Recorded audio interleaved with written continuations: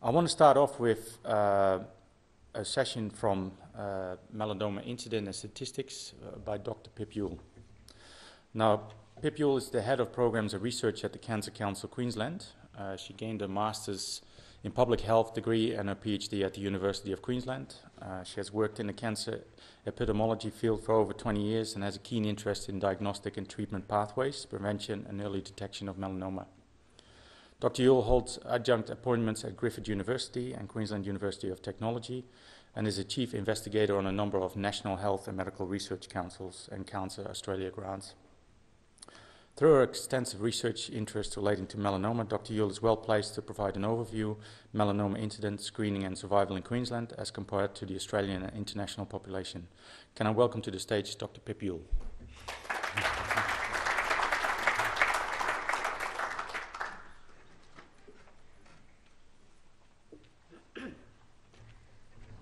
Thank you very much, Will, and thank you for the invitation to chat to you today. So what I'm going to cover today over the next sort of 20 minutes or so is just some recent trends in melanoma in Queensland, and also we'll go over some of the key sort of risk factors for melanoma. And I know probably a lot of this information for people in the audience is might not be new, but might be helpful for some people. So we know that melanoma is one of the most common cancers that we see in Australia, and for men, melanoma is the third most common cancer diagnosed amongst Australian men, with prostate cancer, as you can see there, being one of the most being the most common, followed by colorectal cancer or bowel cancer. And we see a similar pattern for women, for females in Australia, in that melanoma again is the third most common cancer in Australia, and as you can see there that the most common cancer for women in Australia is breast cancer, followed again by colorectal cancer. So quite a sort of a similar pattern between men and women, apart from obviously men having prostate cancer and women having breast cancer. So if we look in Queensland, again with men, prostate cancer is the most common cancer by far and away. However, melanoma now is ranked number 2 in Queensland, and we hear that story of Queensland being the melanoma capital of the world, and certainly there's very strong evidence for that. Similar pattern really for females, but again, it's about the third most common cancer for women in Queensland, with again breast and colorectal cancer being slightly above those cancers. So if we look at one of the things that we always talk about is saying that Australia has the highest incidence of melanoma in the world, and these figures certainly show that. So you can see on those top bars there that Australia, the green bars are the combined males and females, the blue bars are males, and the red bar are females. So you can see if we have a look, Australia and New Zealand are pretty close, but we do when we combine males and females, we marginally beat New Zealand. I'm not sure if that's anything to actually be terribly proud of, but you can see there, interestingly enough, for females, melanoma is slightly more common in New Zealand. But again, it just highlights in that sort of that Australia-New Zealand area that we certainly have those highest rates in the world. If you go down to Africa, places like Africa and Asia, the rates are very, very low. So if we have a look within Australia, by far and away Queensland has again the highest rates, and you can see there for men the rates are a bit over 80 or so per 100,000 men, and for women it's about 51 or so per 100,000. And again, you can see with these graphs, and I apologise, I am an epidemiologist. I did have a previous life as an oncology nurse, but I do tend to sort of like a few graphs and things like that. But I think the graphs do sort of show the extent of the issue, of the problem in Queensland here. So this graph just sort of shows the trends in incidence rates of melanoma, and don't think I have a pointer here, but you can see the top line there is males with the little blue triangles, and the line below is females. And what you can see there is there was a peak around about probably about 1997, 98 or so, and the levels have sort of dropped off, or not dropped off, but have at least stabilised there since that time. For men, the rates are increasing by less than 1% per year, and in females, they're actually very, very stable, and they've been that way for quite a few years now, which is of course good news.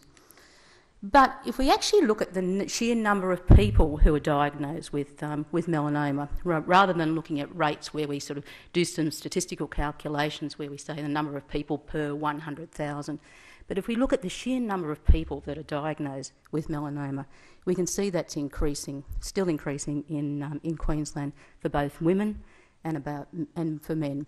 Our latest figures in 2009, we had about just a bit over 3,000 people were diagnosed with melanoma in Queensland, and this is invasive melanoma. It just doesn't count those in situ lesions at all.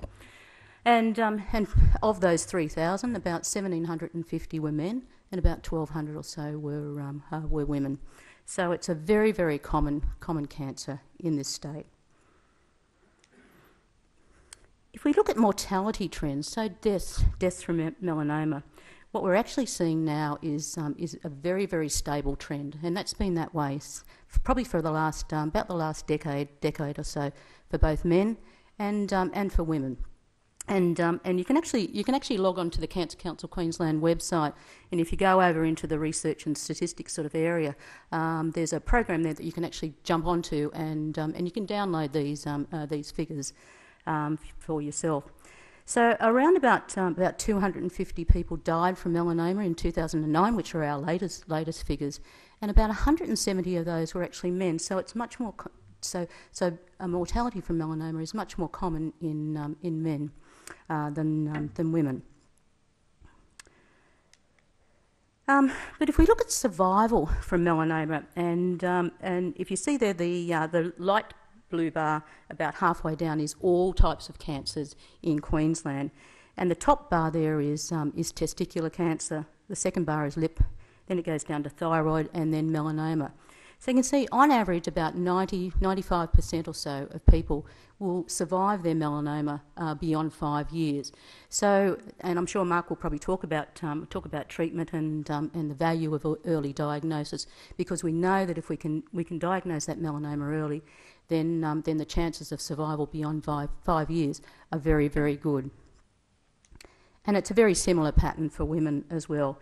Thyroid cancer has the best survival rate, if you like, of all the cancers that we see diagnosed, but melanoma is up around about the 96-97% mark. So again, it just highlights if we can get these cancers early, then we can provide the patient with the best possible chance of surviving beyond those 5 years.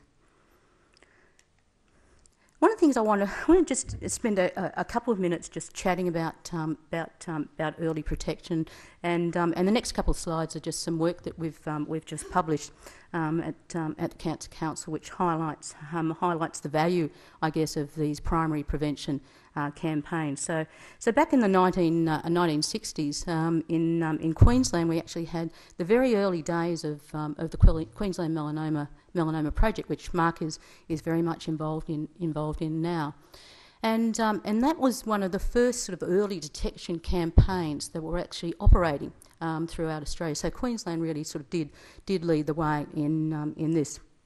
1981, we saw the first parts of the Slip Slop Slap campaign, which as you know now, that the cartoon of Sid there is actually an old one, and I've got Louise looking at me, who's our exec manager of public health, and she's probably saying, "Why haven't you got the updated version with the sunglasses and the longer sleeves?" And in 1985, we had the National Skin Cancer Committee was formed throughout Australia, and that had representation from all the various state-based cancer councils.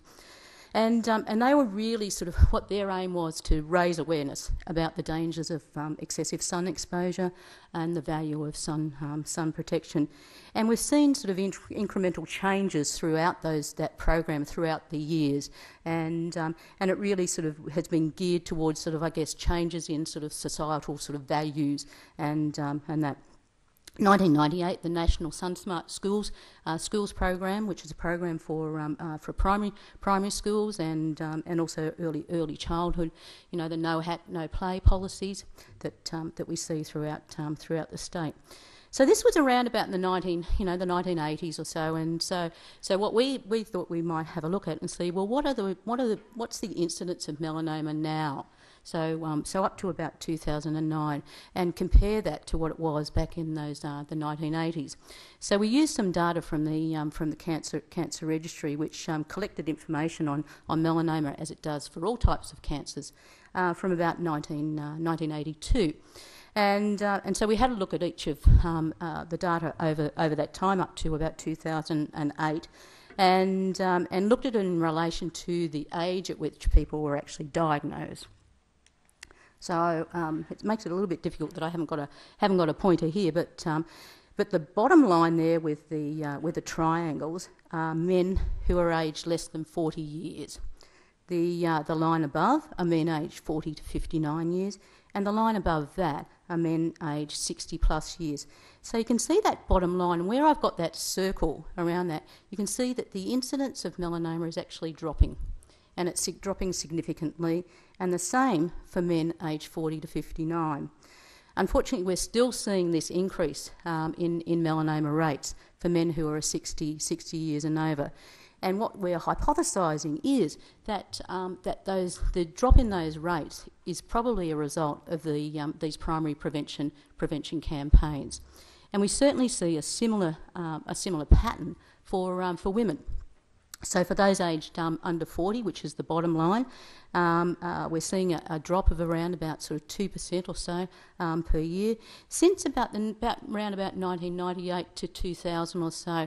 So indicating it might be about a sort of a 20-year sort of period between us starting a primary prevention campaign and seeing the results of that campaign down the track. So you can see there that to have these primary prevention campaigns as very, very long-term campaigns is really, really crucial. And of course, what we want to do is encourage the government to continue investing in this. And what we would hope we would see down the track is that those rates in those younger groups continue to go down and down and down.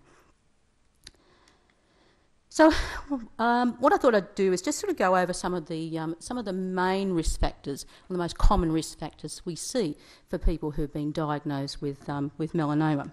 So, age is one of the first ones, and if you have a look here, this is just a graph showing that the rates of melanoma according to age group. So you can see the blue line there, the blue dotted line is males, and the red dotted line is females. And you can see there from about age of 10, say, up to about 30 or so, the rates of melanoma in women are slightly higher than men. But probably from around about the age of 40 to 45, 50 or so, the rates in men absolutely shoot up. So you can see the difference between those two lines there is quite significant. And that's why this week, obviously, sort of with National Skin Cancer Action Week, we've been targeting men over the age of 45 and over. So age is one of those key risk factors for the development of melanoma. So UV exposure, sun exposure, and I apologise. There's a little bit of text here, but these are some of the key points about sun exposure. And the International Agency for Research in Cancer, that does all these sort of systematic reviews, that looks at all the literature, stated some time ago that there's sufficient evidence in humans for the carcinogenicity of solar radiation, and solar radiation causes melanoma. And about 89–90% or so of melanoma, we estimate, is caused by UV exposure for men, and about 80% is attributable to UV exposure for women. So sun exposure is one of those key things. We know that that is one of the major risk factors for melanoma. And we know that we see that higher incidence in predominantly white populations in Australia.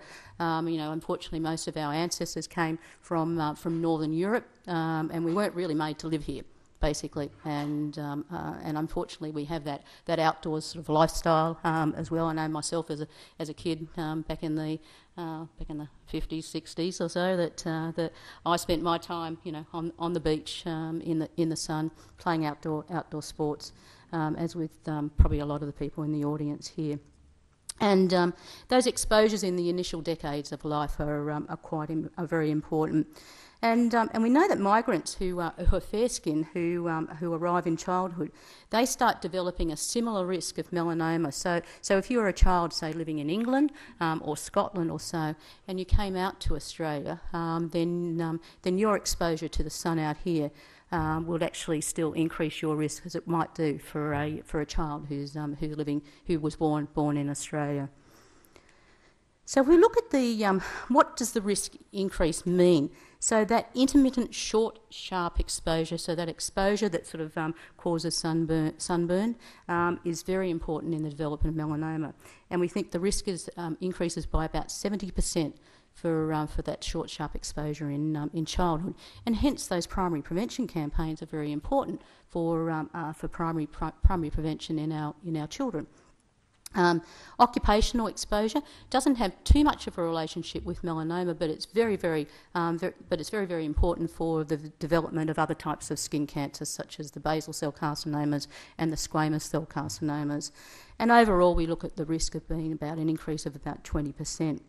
Sunburns are very, very important. So if we look at in adolescence, it's about 70% risk.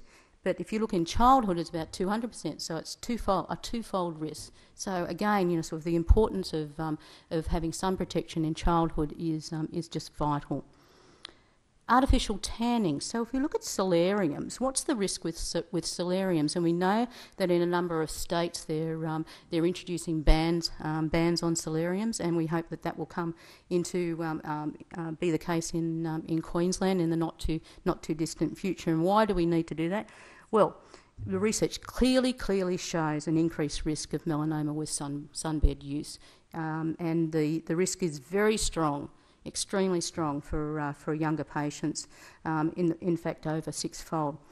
And we did some work with some colleagues in Sydney, and with a group of patients who are under the age of 40, who'd been diagnosed with melanoma, and we found that 76% of melanomas occurring in those aged 18 to 29 years were attributed to sunbed use. So clearly, this is something that we need to do something about. So if we look at nevi or moles, and most people have moles. They might have a few. They might have many. But apart from if we look at race or so skin types and age, the number of nevi is one of the strongest risk factors we know for melanoma, and the risk increases with the increasing number of nevi or moles.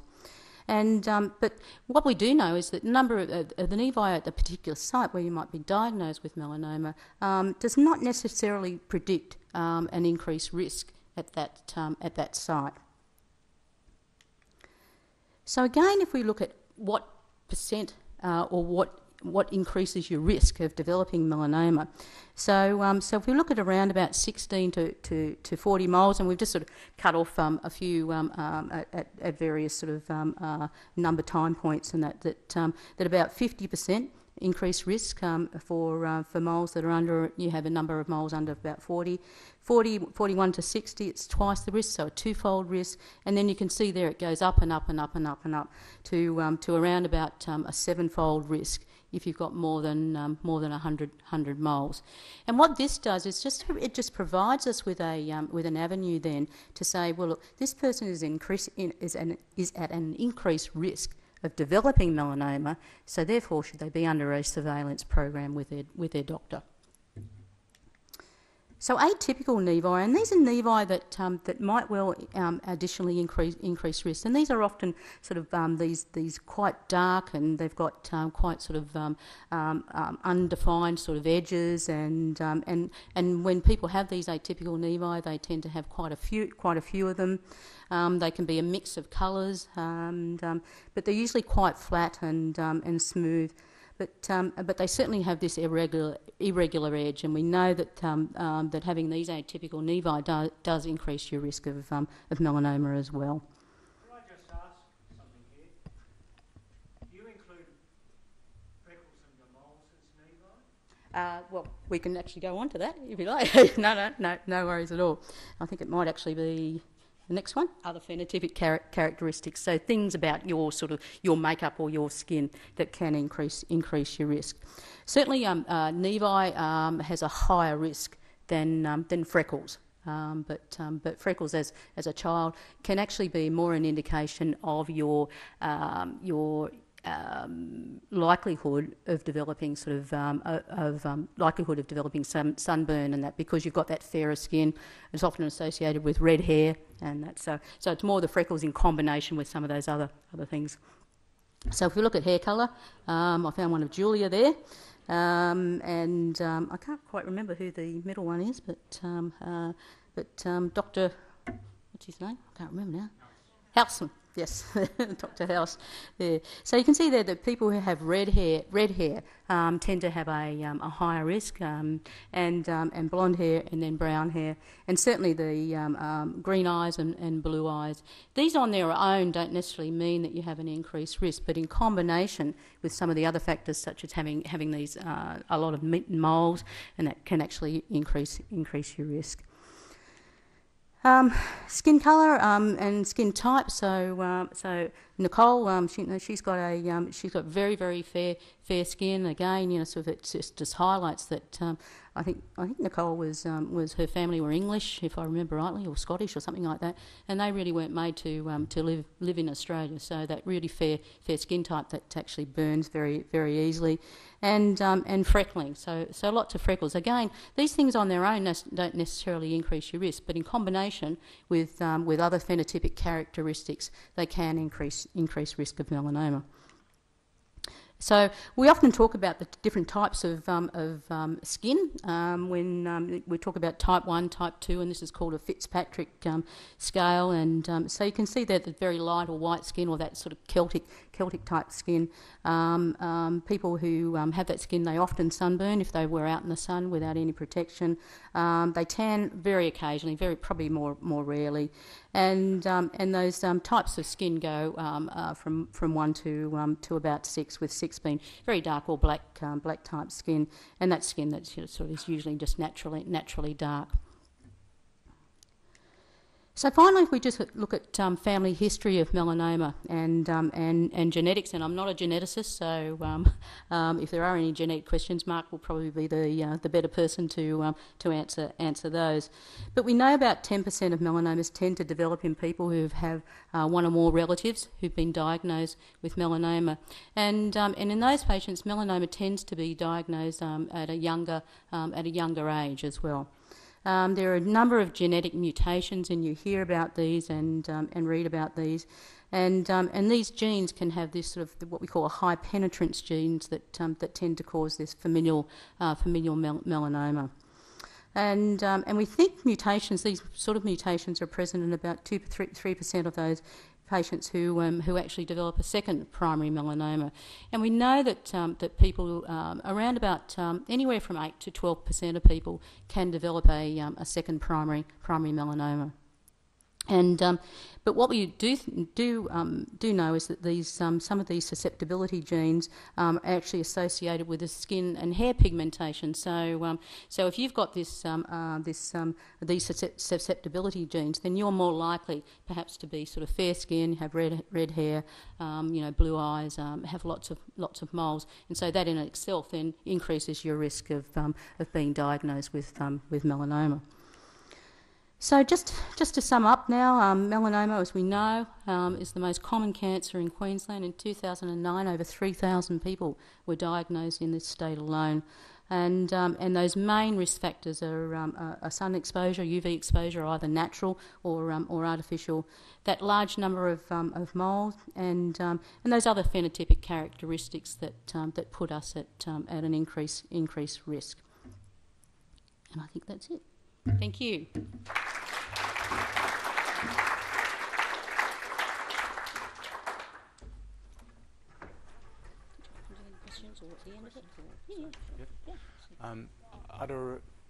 Let's see if we've got a roving mic. We have one, don't we? Yep. All right. Are there any questions for Dr. Youl?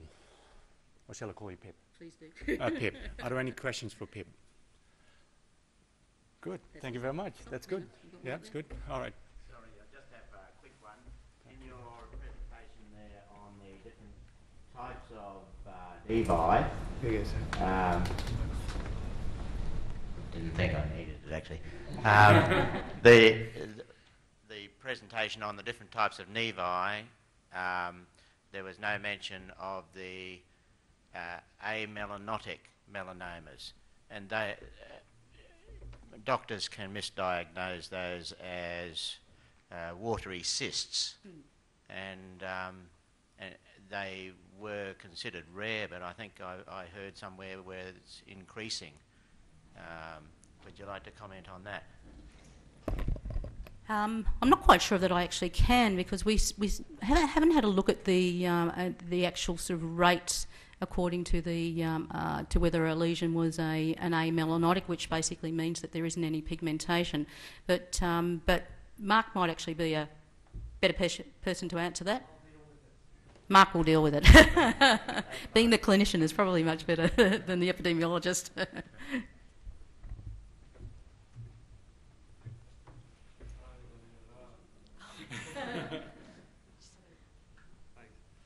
My question is, all the charts and information, there's one territory that's missing, that's Northern Territory, which is still fairly high population of white, fair-skinned people, especially people coming in from overseas, in particular Irish people. There's no information and they're not included.